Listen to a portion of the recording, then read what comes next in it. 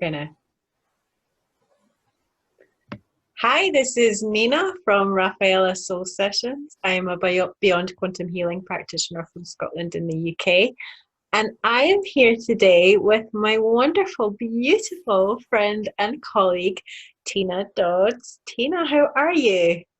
I'm amazing. I'm so happy to be here with you today. And you are also a fellow practitioner. Tell us a little bit about your individual skills. Yeah, I'm a beyond quantum healing practitioner as well, and a spirit releasement therapist and an intuitive empath. And I work at Quantum Healing with Tina. Yay. Yay. So we have come together today. We've been trying to do this video for an embarrassingly long amount of time. I know. So much so that like we forget what we want to talk about. I know, like, trying to remember it all again. So we swapped sessions a little while ago, Beyond Quantum Healing sessions, and they were amazing. They were so much fun, and we're going to do that again soon. But first, we really want to talk about all the experiences that unfolded after our sessions. The first session was your session, where we were led astray somewhat by the amazing Dolores Cannon. Tell us a little bit about that session and what happened, and we can go from there. Yeah, that was really an amazing session. So I didn't land somewhere like you normally would at the end of an induction. Actually, in the middle of the induction, Dolores showed up, like in the open landscape part. I was on this big rock and she just appeared and took my hand and we jumped down. And then she's like, "Where do you want to go? We can go anywhere you want." And then all of a sudden we flew up into this cloud. And she's like, "What do you want to do, Tina? We can go anywhere." And I'm like, "I don't know. Where's Jesus?" And I said that because I was thinking about Jesus so much before the session and wondering why he has shown up so much for me and if he would show up in that session. Yeah. And she's like, "He's right here." And he appeared next to us in the cloud. And all of this was going on while Nina was reading the induction. And I was just kind of like sitting in it and letting it unfold because I really wasn't sure what to do, whether to stop you or not stop you or just see what happens. Yeah. So Dolores again was like, "Where do you want to go?" I'm like, "I don't know. Let's go to Hawaii because I love Hawaii." So we went there. And and we found out that, I've always had this really deep connection with Hawaii. I went there once and it felt like home. Like when you were talking about that island earlier, it reminded me of that feeling I had in Hawaii. Yeah. And I've learned before that I've had connections to Lemuria, and Hawaii supposedly still holds that energy. So when we asked Dolores why we came here, because I didn't even really know why we went there, why that was my thought, and she said, because you wanted to know where you came from and why your soul came here originally, because the Lemuria was in a 5D consciousness, and they lived in unity and community and love and peace between each other, and it was nothing like we live in now. And I've always had this deep sense within me that it's not supposed to be like this. It's not supposed to be like this. It could be so much better. And, why are people fighting all the time? And why is there this separation? Like, it just never made sense to me. So going back there and seeing that, and so we did go on to explore a life there, where I was elven and there were fairies, and we explored a little bit of that. And just how they lived, and they grew their own food, they ate fruits and vegetables. It was just really such a peaceful existence. There was no suffering, and if someone did get hurt, we knew how to heal each other. We could use our hands and channel the divine energy through us to heal each other. And everyone worked together. Everyone always came together no matter what. And there was just so much peace and love and unity. And so what we found out was that we were shown that because that's where we're headed back to as humanity. That we're headed back to this place, and we got to feel what that felt like again. I mean, even you were feeling it, right? Yeah, we were both in hysterics.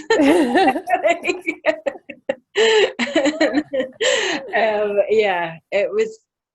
I mean, I was listening to you and just listening to how it was all unfolding, and then there was something like so absurd about everything that was happening that we both lost it, and we were just like, and then it was like, well, what is this? What are they doing? Like, what is she doing? Is she doing a prank on us? But no, they were showing us what it feels like to live in a state of joy. And we got a glimpse of that through this session. We got to literally feel how it was to live in a place that it makes you so happy. You don't know whether to laugh or cry because right, it's so wonderful. Yeah. So I remember I asked Dolores, I said, why did we have that moment where we both lost the plot for a minute? And she said, that's joy. That's how it feels. That's how it feels to live in a state of joy. Yeah, I don't know how we'd get anything done. I know. All the time. Happy all the time. Yeah. Yeah. It was really, really amazing. And then as the session unfolded, Jesus was there still, and he kind of led us through the rest of the session after that. And he had some of the most amazing advice and information, and I'll never forget the things he said about how crazy people change the world. I love that whole bit. I just felt like it was like, oh yeah, I feel it now. I feel it now. how we're the crazy ones are not actually the crazy ones. We are sane, and we are trying to show people that we are living in an insane system, in an insane world. And it doesn't need to be that way. And, we're the sane ones who manage to look at everything from the wider perspective and go, that's not how this should be. But of course, people like us and people who do see the wider perspective, we all get labeled as crazy or, or conspiracy or, all that, seen as wrong in some way or but yeah, that whole bit where he was talking about how crazy people change the world was just so beautiful. I'll never forget that. I often go and listen to it just to remind myself. Oh, I love that. I know. I listened to that too. I loved it too, but it was like crazy for me to be channeling Dolores and Jesus. Like that was the first time that had ever happened, and I'm like, okay, I'm just gonna go with it, so I really just trusted the information that was coming through. Yeah, that was pretty crazy. I loved it too. I loved everything he had to say about that, and the information on twin flames, which he calls divine soul counterparts. Yeah. Because as you know, the twin flame thing has kind of been hijacked in a way. And pushed in the wrong direction, you know, where people are just so wrapped up in it and yearning for their twin and, you know, always looking outside of themselves. Jesus said it much better than I can. But yeah, so that was really interesting too. That he talked about the twin, and you know, Jesus and Mary were twin flames or divine soul counterparts, and Mary comes up later in our story, in how this all unraveled. So it was so cool how it all just unraveled after that session. I know there was so many things, and just as you were talking there, I was reminded a whole bunch of other stuff that happened as well. Good. It all started unfolding. Not long after that session, I had my experience with Mary Magdalene, which was the first time I'd ever experienced anything like that. Because even in your, sorry, were you going to say something? Yeah, well, I just remembered too that I pulled the Mary Magdalene card for your session. Remember? I didn't remember that.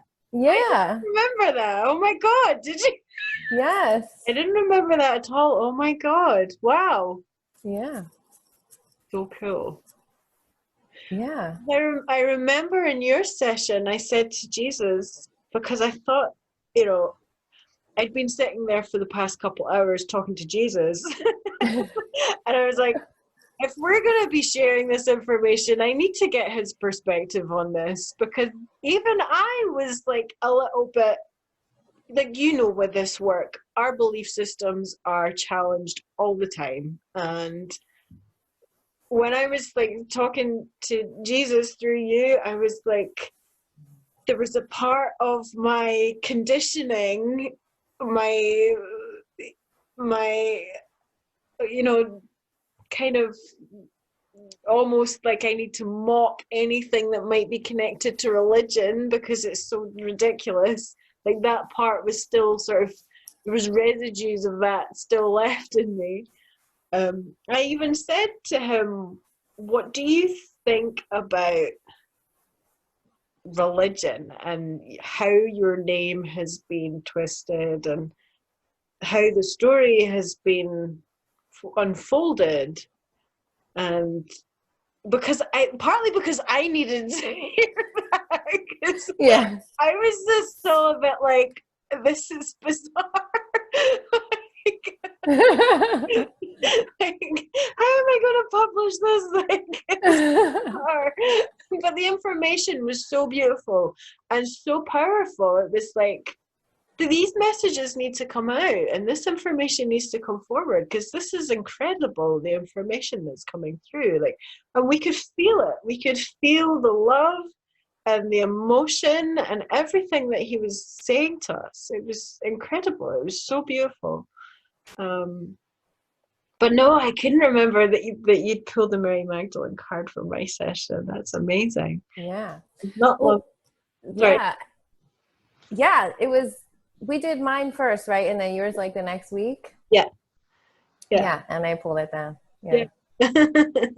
I think that's important to talk about too, because a lot of people have this misconception from religion. And like you were at that point, like you would just mock anything about Jesus, like, oh, that's ridiculous. I was there a few years ago. Yeah. Until I started seeing that there's truth in all religion, right?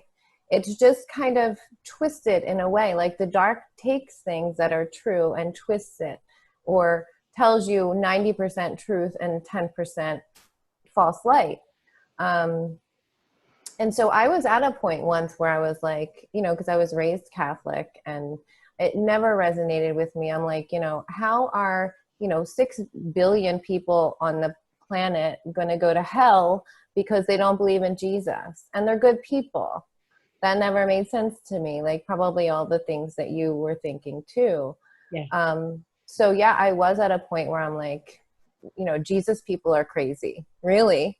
I mean, that's the thought that goes through your mind. Jesus people are crazy, because there are those people out there that just, they throw Jesus in your face. If Jesus isn't your savior, then you're going to go to hell, and all of that deep religious conditioning kind of stuff. Yeah. And that's what makes people turn away and be like, whoa, wait a minute.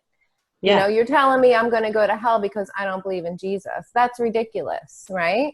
Yeah. Like normal, logical people are going to think that way and then just completely turn away from it all altogether. Yeah. But what I came to realize over the years was that there's truth in his story. There's truth in him. And his story was twisted by the dark side, really. And like he explained it perfectly. Again, I don't have the words Jesus has, but he explained it perfectly about how he came here to show us that, not to save us from our sins, but to show us that we can do the same things he can do. Yeah. You know, that we are the light, that everything we need is within us, and that God is within us, and it's all around us. And, you know, there's so much truth in his teachings and in his messages. And I had a really profound experience with him. I don't think I've ever told you about it. It was a couple of years ago. I'm not the kind of person that has like sessions all the time and readings and stuff like that. Like if I'm going to do it, it's going to be like a big thing for me. So I had this healing session with a practitioner, and she asked me, she named like 10 ascended masters and asked me to pick one. So I picked Jesus. And I was lying in my bed. She was doing some kind of clearing or something, and I felt him in my room, like right next to my bed. And it was the most powerful feeling of love I've ever felt in my life. Mm. So much so that I couldn't stop sobbing. I was just sobbing, and the love was so overpowering. I actually had to ask him to step back a little bit because it was like overtaking my body. Yeah. Whew, just talking about it like brings that back. And I don't know why I picked him. I really didn't have a connection with him before then. I just didn't really know any of the other ascended masters at the time. But yeah, I'll never forget that experience. It was amazing. And the first time I really felt spirit, you know, in that way. Yeah. And that was incredible. And then he has shown up a few times for me before, not in that powerful kind of way, but I've seen him in my mind's eye. And he is like, because I was so focused on healing my body, you know, I would just sit in meditation, lie in my bed in meditation. And sometimes he would show up and like throw a ball of light into my stomach or something if I was like in pain. Yeah. So I've had those kind of experiences. So that's why I was curious about Jesus and if he would show up in that session. And he did. Yeah, for sure he did. He was there the whole time. Yeah. Yeah, and it wasn't long after that session that I had my Mary Magdalene experience. And I've been waiting to tell this story because I knew we needed to talk about this. Absolutely. But it was incredibly powerful. I was feeling a little lost, and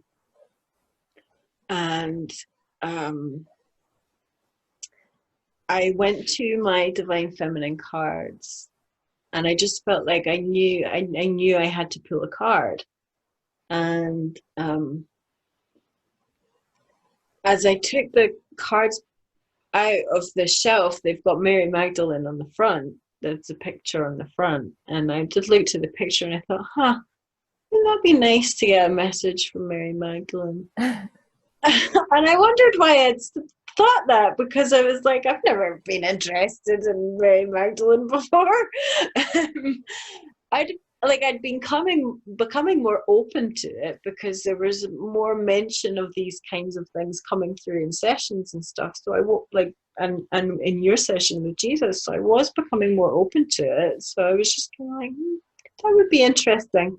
And then forgot all about it and then started to shuffle the cards. Um, and I remember I was looking out the window and I was purposefully not looking at what I was doing. I was just shuffling because I didn't actually want to see what card had popped out. And I remember it falling in my lap, and that was the card. And I picked it up and I took a second before I turned it over, and I turned it over and there was her face, Mary Magdalene. And I took this like breath in, and it took me a moment before I could breathe out again, because when I breathed out, I was just flooded with like so much love. It's like she was holding my heart. It was amazing. And I read the message from the card, and it was just so powerful and so exactly what I needed at that moment. It was the perfect message for me to realign with myself, because I was out of alignment, and I was trying to look to other things that were, that could fulfill me, when it was really me that was needing to fulfill me. And I just felt like you described with Jesus, like that enormous wave of love. And it was like I just had tears streaming out my eyes, and I cried for 3 days. Like I cried and cried and cried. I was just like so overcome with emotion. I had no idea like we could feel that way. It was just overwhelming. And I kind of had to get myself back together, and I don't really know how much time passed. I don't think it was that long. I was still at the table when the door went. The door went, and the post came through the door. So I went out to go and get the post, and it was a little package, and I completely forgot that I had ordered it. But it was a little package, and it was Dolores Cannon, Jesus in the Essenes. So cool. It was That's just so cool. I remember I was just like, oh, you're both at it, are you? I was just like, oh my, and I remember I had to tell you immediately. I was like, you're not going to believe what just happened. I was just like, oh my goodness. And suddenly this whole new wave of understanding and information just washed over me, that there is a deeper calling to both of these souls. There is a much more profound and overwhelming sacred story to these two souls. That I had never ever begun to imagine was possible. And yeah, it was like suddenly being put up a level. Level up. Yeah. It was like, oh, here we go, now you get it. And yeah, I was really emotional for a few days after that, because it was, yeah, I'd never ever felt love like that before in my heart. And after that, I did a BQH session as well, and I actually channeled Mary Magdalene, a gorgeous message from her. And she said, I came to share that with you because I wanted to show you that love you felt is your own. I'm not putting that onto you. I came to show you what was already in your own heart. And it was just like, oh, there we go. Boom. She did it again. There we go. It was just like, holy shit. But then there was loads of things. You were having stuff happening as well at that point. It was just all like, it was beautifully unfolding. It was so perfect, the way things just kept happening and happening and happening. Even when you went and bought that ring for yourself for your birthday. Yeah. Remember? Yeah, the what's it called again? This one. This one, yeah. What is it Moldavite. called? Moldavite? Moldavite. Yeah. Moldavite. The Yeah. Moldavite ring, which is it's from Hawaii, that stone. Yeah. And I didn't know that until after I bought it, until I spoke to the shop owner. He was like, yeah, that came from Hawaii. I was like, no way. Yeah. I know. I saw that on your post where he wrote that. I was like, oh my God, that's the craziest thing. I know. Yeah. And then Just carry on, sorry. go ahead. Oh, there was something that I wanted to share. Like we shared the messages from the session, didn't we? And then I remember going to bed one night and feeling Dolores's energy with me. A lot of that, I felt like she was chattering away to me. Oh yeah. And then I woke up in the morning and I just had this sense like she was saying like, you're not finished sharing this message, by the way. You're not done here with this. And again, I went to my cards and it was my light worker. No, it was the something to do with light oracle deck, but the card that flew out was Lemuria. And I was like, uh, okay. Yeah. So I had to share that message, and it was all about reawakening to this fifth dimensional reality, this 5D consciousness, and living in the going back to living in an advanced civilization that were of a 5D consciousness. And it was just like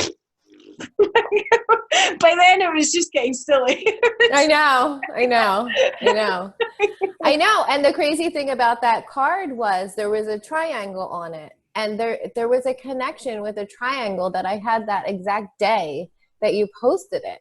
I don't remember exactly what it was now, but I remember the triangle. It always sticks in my mind. And I ended up buying the Starseed Oracle deck, which is kind of like the one you pulled Lemuria from. Yeah. Yeah.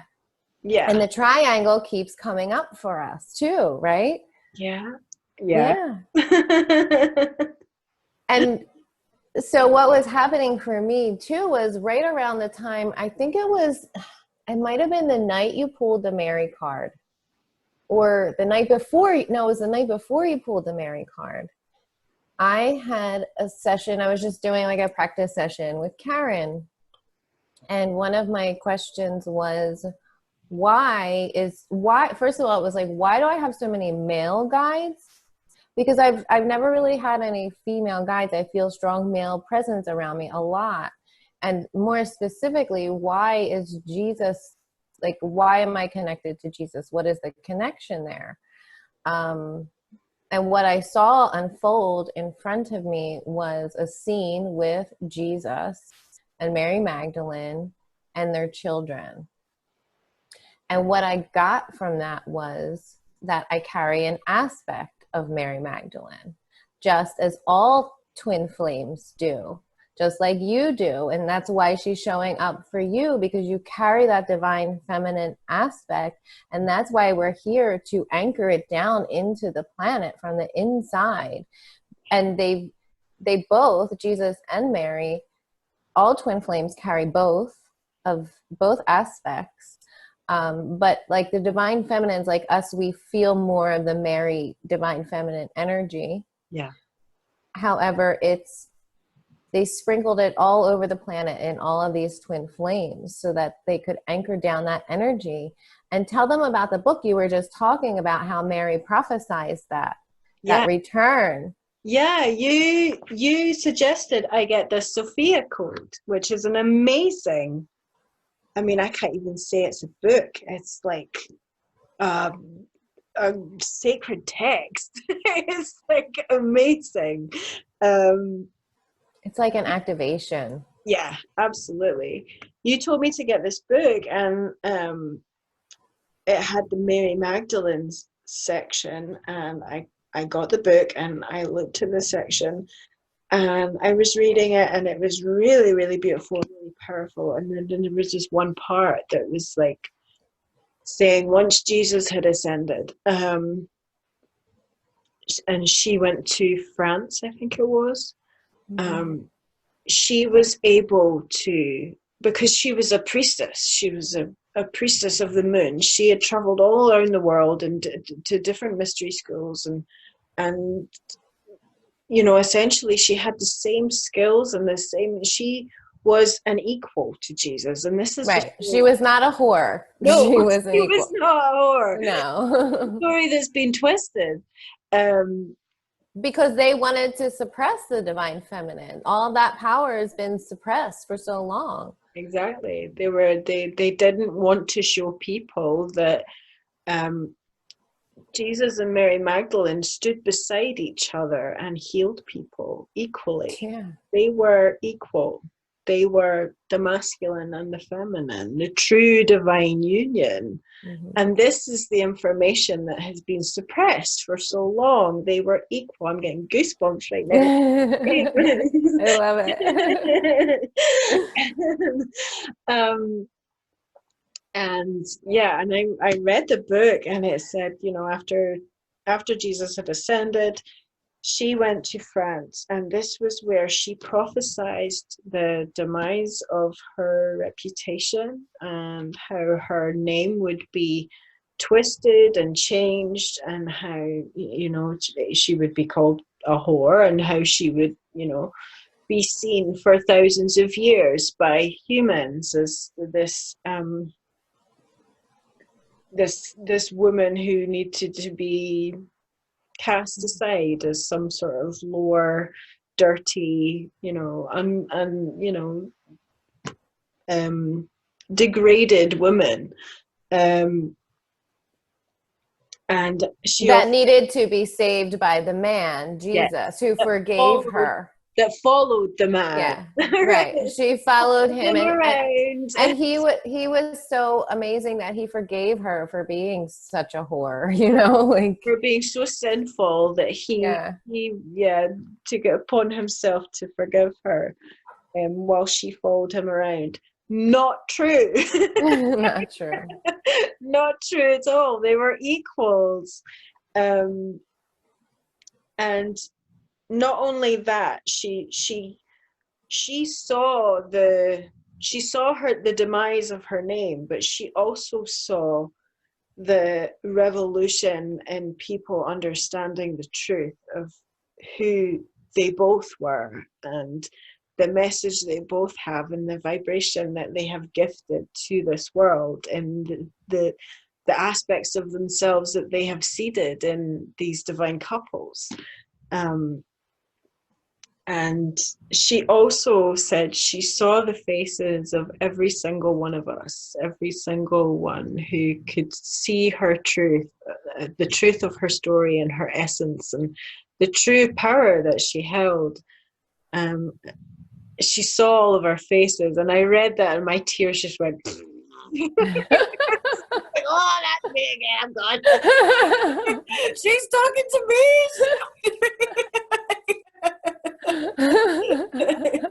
So, but yeah, before all of that, I had no idea there was this level of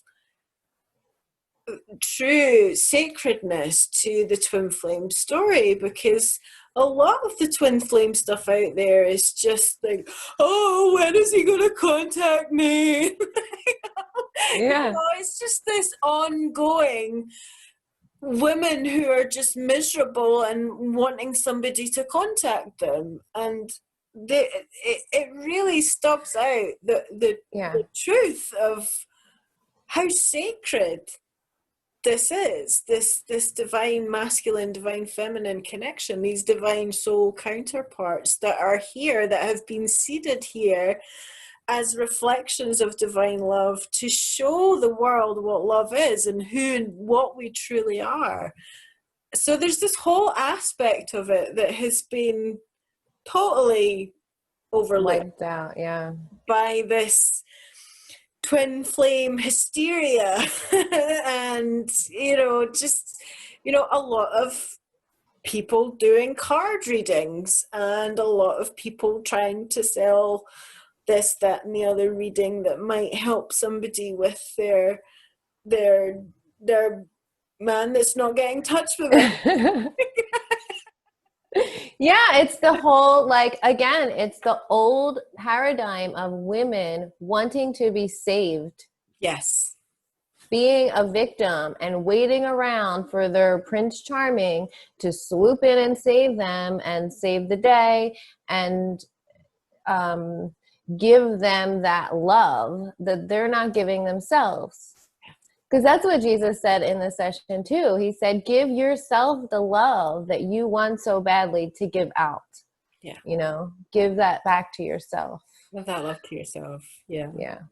All that love that you feel for this person, give that love to yourself. And that was like, huh. And that's the truth. It is the truth. It's like, it's not about the physical person. It's the energy of that connection is what is the truth, is what is the essence, is what pushes this vibration forward. And it's a very creative energy. It's the energy connected to sacred sexual union. It is this powerful creative force that people feel with their divine other. It's that creation, and that's the same creation that Jesus and Mary Magdalene are pushing forward within us. So Yes. You said that so beautifully, because when it's the twin flame energies, the divine masculine and feminine, when they come together, they create that third creative energy, that healing energy. yeah. Exactly. Yeah, which is what is contributing to healing the planet.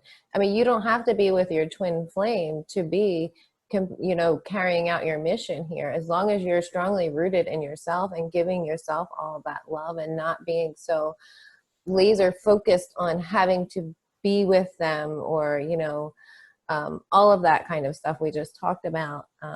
There's a bigger, when you zoom out and see from the bigger perspective, a higher perspective, there's a bigger reason for the twin flames. And it's not always about physically being together, but more about, like you said, anchoring in that energy to the planet to help raise the vibration, to help us heal, because humanity really needs it right now. Oh yeah. You can say that again. Yeah, absolutely. I did another session recently with a client who was also, like yourself and myself, very connected to Mary Magdalene. And she received the most beautiful messages and healing.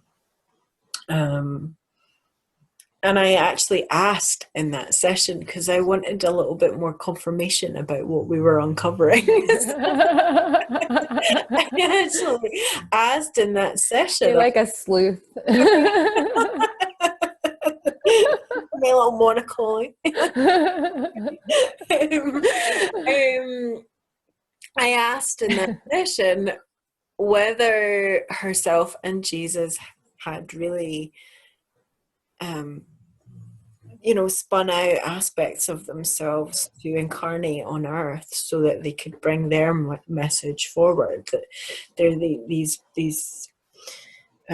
into these connections, into these couples. And she confirmed that, and she was very matter of fact about it, and it was very much like, yeah, obviously. Of course. Of course we did. We needed to find a way to continually carry on our message, and the only way we could do that was continue to incarnate ourselves into these couples, and really hope that this message of true divine union would start coming forward. And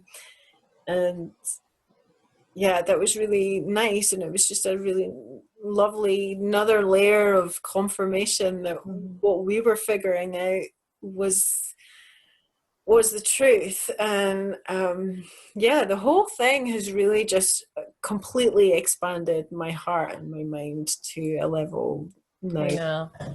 It's amazing. It was just not there before. And it's so lovely that you and I have been able to work on this together. And it really felt like we were doing this work together. We weren't just doing session for each other. It was like we were actually uncovering this information and figuring this stuff out. And I mean, I'm sure we're not the first people to uncover this information, but Right. we were getting shown this information in a really unique and beautiful way that it just really felt like you and I were given this task to to figure this stuff out and share this information with the viewers that we have. So Yeah, absolutely. And like you said, like information, even though it is out there, obviously we're not the first, but it comes through each individual uniquely, right? Like we all have our own unique filters and our own unique energy and our own unique audience. You know, even though we only have like 200 or 300 subscribers, that's a lot of people. If you imagine them in your living room, you know, like that's a lot of people. yeah. So yeah, and to like you know, for it to expand your mind specifically around the whole like religion thing, that was amazing in itself. Yeah. That is really incredible that you were able to break through another barrier, you know, and really have that higher understanding of the story of them. Yeah. And it's been incredible. And then I had an incredible experience with Mary too recently. I've been doing my remote spirit releasement class, and one day our teacher was leading us on a shamanic journey, he called it, and I didn't know what was going on. Like I had no idea, but as soon as he started talking, I just like felt all of this emotion, and I'm like, what is happening? I was like crying. I mean, we were in a dark cave, but it wasn't something I would normally be emotional about. I'm like, I don't know what's happening right now, but I just felt like this rush of energy, and I'm like on camera in front of like 20 people. Yeah. And I'm like, oh my God, what's happening? So I'm like trying not to cry. So we go through, and so we end up meeting a guide. And the guide that I met was Mary Magdalene. And so that's when I knew, oh, okay, I'm feeling her energy. And it was just like Jesus. It was so all encompassing. And it just felt like my heart was going to explode. It was so, so, so much love. It was just this, like exactly as you described it, just this unconditional love that just came through you and around you. And it just was like a hug, but like nothing like you've ever felt before. Never felt that from another human before. Yeah. And I'm like sitting there in class, like trying to fight back my tears. And then, you know, the teacher's like asking for people to volunteer to talk about like how they met their guides and blah, blah, blah. And I'm like, oh God, what am I going to do here? I couldn't stop crying. Like I couldn't stop crying. And he's like, oh, you could take a minute. Cause you know, he's like super masculine, kind of like practical British guy, right? He's not good with emotion at all. He's like, are you okay? Oh, okay. So yeah, but I told him, like, I had no choice but to tell them who it was, you know, and everyone was kind of looking at me funny, but I'm like, okay, I guess I'm exposed here, you know, like just totally exposed in front of all these people, you know. And one girl even asked me, she's like, well, was there another guy there? And I'm like, no, there wasn't another guy there. That it was her. And I can't deny that. You can't deny that feeling, you know. It's not even like I saw her. She was just a light to me, just this glowing gold light. It was just that I knew who it was, and I knew it was her energy. But yeah, that was incredible. So I was like trying to process that. And I'm like, why would Mary Magdalene show up to me in my spirit releasement class as a guide? So I went back to the Sophia Code and I read the chapter again. And it didn't click, because I've read that a few times, but it never fully clicked with me till I read it again. And it specifically talks about her being like a master exorcist and a master, to getting attachments off of people. Yeah. And I was like, whoa. Oh, I'm getting goosebumpy as you're talking. Whoa. That blew my mind. Yeah. Because even me, I'm still thinking, oh, Mary's like a soft kind of energy. Why would this feminine energy show up to do like spirit releasement work? Like, I mean, we're working with dark force entities, removing dark force entities, getting down and dirty, like with, spirit releasement. So it was a little bit confusing to me till I read that, and it was just like mind blown. I'm like, oh, okay, she's no joke. Like she's gonna. Well, she is a powerful force.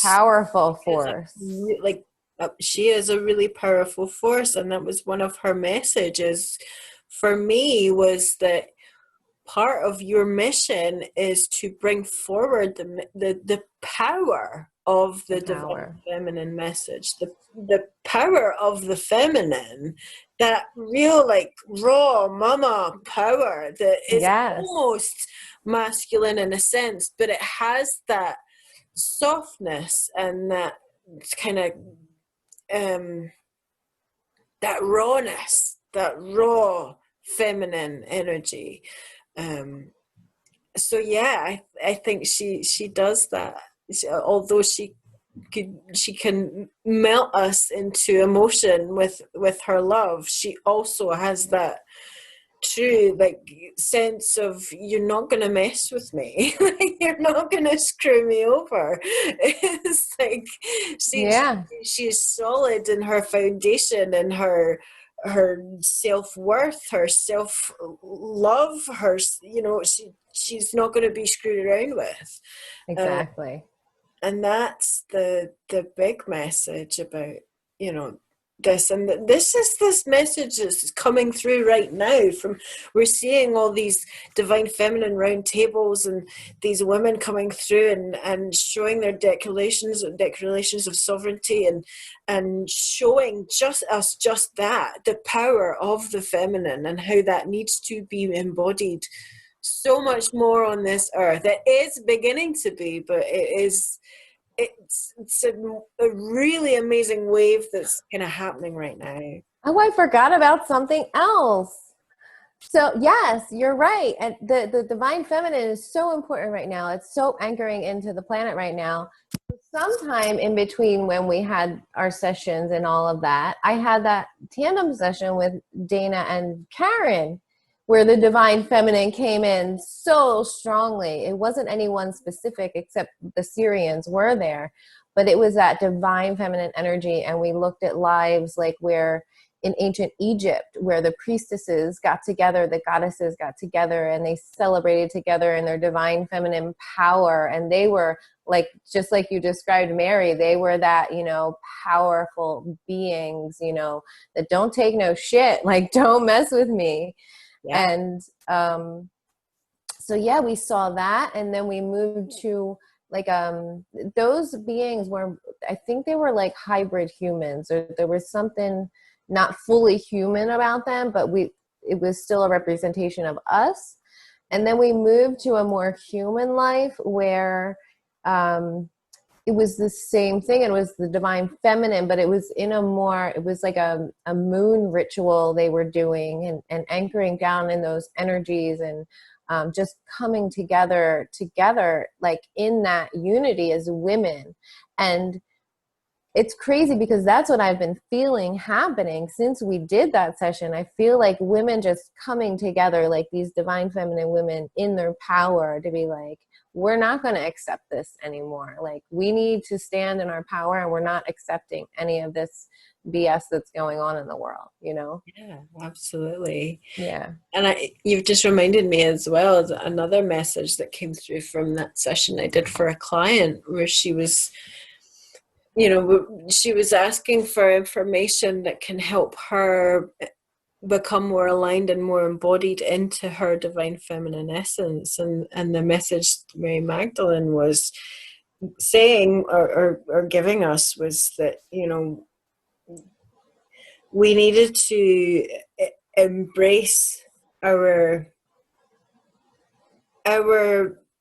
own love for ourselves, our own appreciation for our bodies, for our sexual energy, and hold on to how sacred that sexual energy is.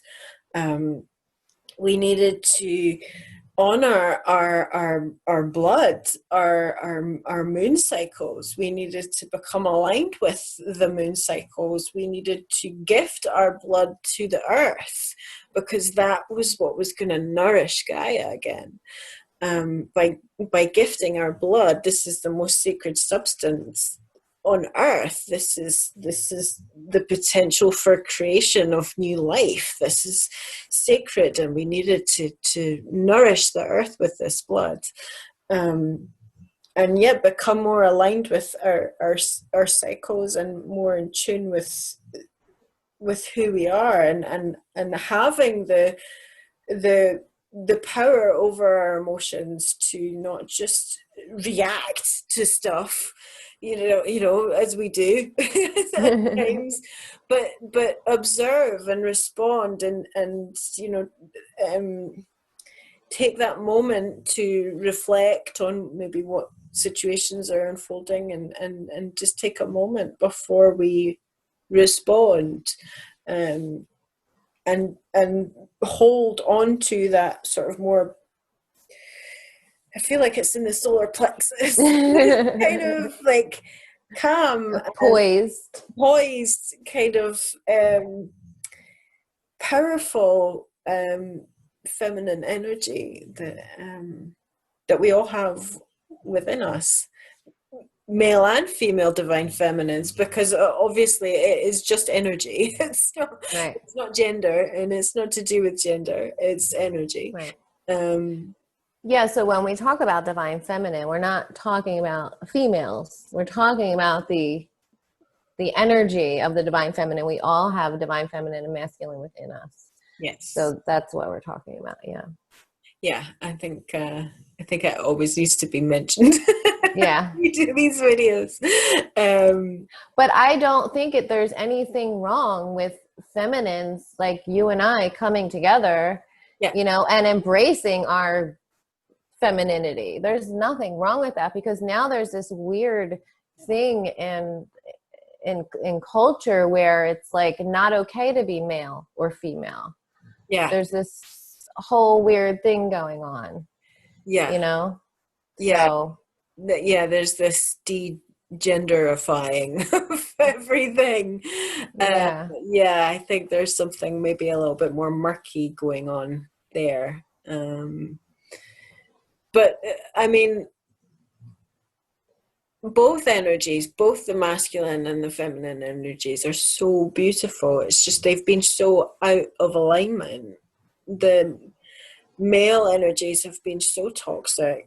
And you look at the way the general relationships play out, and the way men and women treat each other, and the way they speak about each other, and the way that it's just been so out of alignment to the truth of, what we're capable of, and what we're capable of creating here on earth. And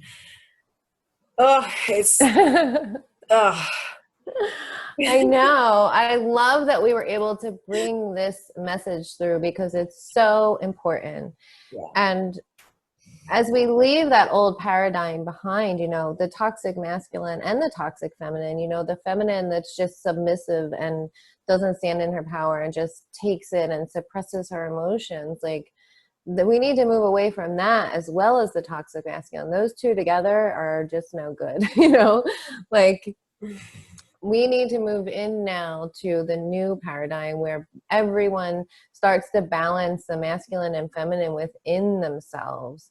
And then, you know, once they can do that, they can welcome a partner into that. Like they already have a relationship with themselves. Yeah. And now they're able to have a relationship with another without having that dysfunction, you know, being able to, you know, look at and own your own shit and not project it onto somebody else, but take ownership and responsibility and stop being a victim to life and you know, everyone, and to men and to whatever. You have to take responsibility for your own self. Exactly. Because again, you can only blame the abuser for so long before you have to take responsibility back, take your power back and say, no, I'm not going to let you do that to me anymore. I take back my power and you don't have the right to abuse me. You know, a lot of women are stuck in these relationships where the power balance is so off. And it's tricky because they do get gaslighted, you know, and they into believing that they're powerless.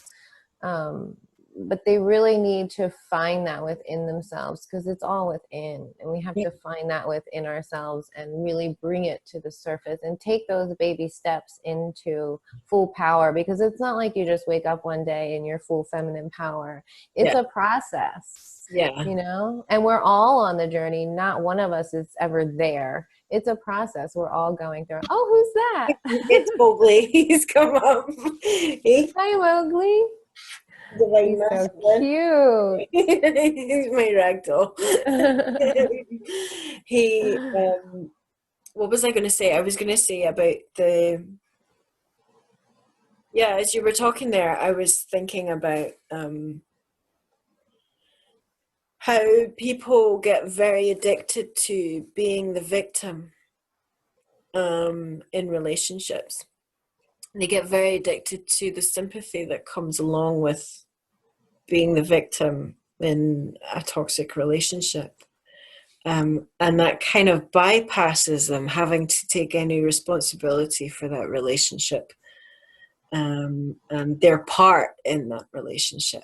And that's something that really needs to be looked at and changed as well. And you're right, it's all part of owning your own stuff and, you know, not letting all that stuff bleed out into the relationship and into the onto the other person, because they haven't created that for you. You've created that for you by not looking at your own stuff. Right. So, yeah, absolutely. So this has been a beautiful conversation. I'm so glad we've finally been able. I know. Yay for us. We finally did it. I know. And it's been so nice to spend this time with you as well. Like, we message each other most days and we leave each other little voice messages, but it's so nice to have your almost squeezable self even though we're on other sides of the planet. Yeah, I know. Is there anything else we should talk about whilst we're here? Is there anything else that we should bring up?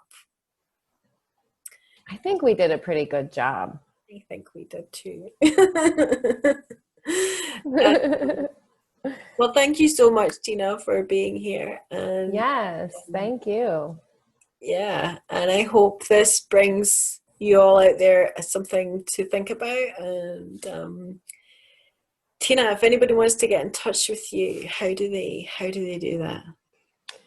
Well, you can find me on YouTube, Instagram, and Facebook at Quantum Healing with Tena, Tena. And my website, quantumhealingwithtena.com. And if any of you want to get in touch with myself, I'm at Nina. No, I'm not. I'm at raphaelassoulsessions.com. I'm also here on YouTube and Quantum Healers as well. I'm Quantum Healers, yeah. on the directory. So thank you so much for being here. We're sending you all of our love and light, Mwah. everything. And yeah, take care of yourselves. And any final messages for the collective? Well, like you said, take care of yourselves right now. It's just so important to really not beat yourself up, for feeling bad right now, for feeling emotions like anger and irritability and frustration and all of these things that are coming up within us. I think we really just need to be gentle with ourselves and realize that we are processing all of these dense energies through our bodies, through our physical vessels. So that's why a lot of us are feeling this very physically as well as emotionally. And we just always have to remember just to be gentle with yourself. Take care of yourself. Rest if you need to. There's nothing wrong with it. Don't feel guilty. Just really give yourself that time to be and allow yourself to process it. So that's my message. Oh, thank you. So thank you everybody for watching, and I'm sure we'll be back again soon after we're going to do another session swap together soon, I think. And we'll be back again soon for more catch-ups and conversations. This has been lovely. Yay. So So yay. lovely. Thank you, Nina. All right, take care. Bye. Bye.